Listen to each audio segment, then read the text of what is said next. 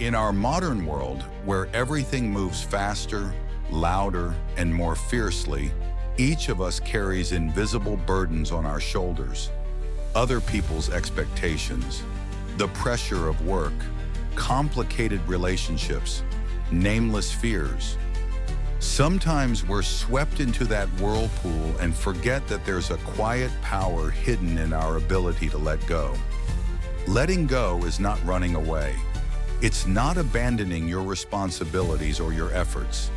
It's an art, a way of living deeply, helping you find inner freedom, mental strength, and the ability to be reborn.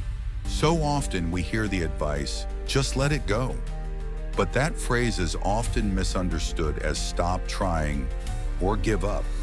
Stoic philosophy, a school of thought that's been alive for over 2,000 years, shows that letting go does not mean giving up.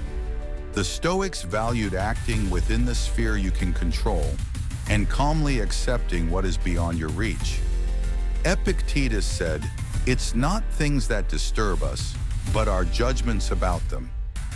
Letting go is adjusting that judgment, seeing clearly what you can change, what you cannot, and moving forward without being dragged down by destructive emotions.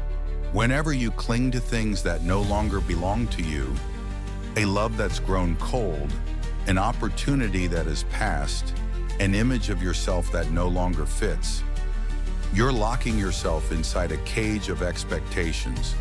Letting go is opening that cage. When you stop trying to control the uncontrollable, a wave of relief washes over you. Your mind becomes lighter. That isn't loss, it's coming home. Marcus Aurelius, the philosopher emperor, wrote in his meditations again and again, "Everything comes and goes like a river. Clutching what cannot be held is self-inflicted pain." Letting go isn't about loss. It's the road to a freedom no one can take away. The Stoics embraced amor fati, love of fate. That's the ability not just to accept, but to welcome what happens. Letting go isn't coldness. It's opening your arms to reality without thrashing against it. Imagine someone trying to hold on to a fistful of dry sand. The tighter they squeeze, the more sand slips away. When they loosen their hand, the sand rests peacefully. Emotions work the same way. The harder you try to control them, the more chaotic they feel. When you let go, watch, and accept, they settle on their own. There are relationships, jobs, and beliefs that once kept you steady, but have now become too tight. If you never let them go, you cannot grow. Like a young bird leaving the nest to learn to fly, you have to let go of the old to reach the new. Letting go also clarifies what truly matters.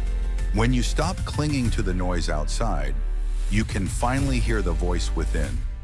When you stop gripping the past, you have two free hands to receive the present and the future. Letting go is not a skill you gain in a single day. It's a practice, like strengthening a muscle of the mind. The Stoics use simple exercises. Each morning, write down what you can control and what you can't. Focus your actions only on the first column. Imagine losing what you have, so you appreciate it now and reduce fear. Remember that life is brief, so you can release petty grievances. Day by day, you'll find your mind growing lighter, calmer. Letting go doesn't make you passive.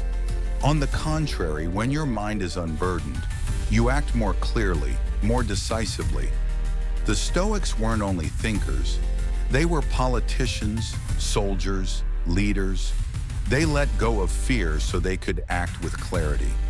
In a storm, a ship can't control the wind, but it can adjust its sails. Letting go is giving up complaining about the wind and focusing on your sail.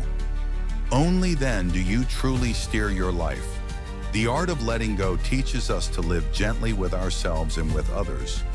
When you let go of anger, you open the door to forgiveness. When you let go of envy, you open the door to gratitude. When you let go of fear, you open the door to courage. Every person carries a story, a loss, a longing. The art of letting go doesn't ask you to become unfeeling. It invites you to become steady, kind, and generous. First, toward yourself. Letting go is not the end of love. It's loving without possessing, appreciating without imprisoning. It's being able to smile when a flower falls, knowing spring will bloom again. When you practice the art of letting go, you start to see life not as a string of losses, but as a flow of giving and receiving, coming and going, arising and passing away. You learn to walk through pain without being devoured by it, to stand in storms without losing your calm. In a world of constant change, the art of letting go is a spiritual compass. It reminds you that the most precious thing isn't what you hold in your hands, but the peace you carry in your heart. When you let go, you don't become weaker, you become stronger. You don't lose, you find yourself. This is the deep message of Stoic philosophy, a message that never gets old. Act with all your heart within your sphere of control and release the rest with a free soul. The art of letting go is, in the end, the art of living.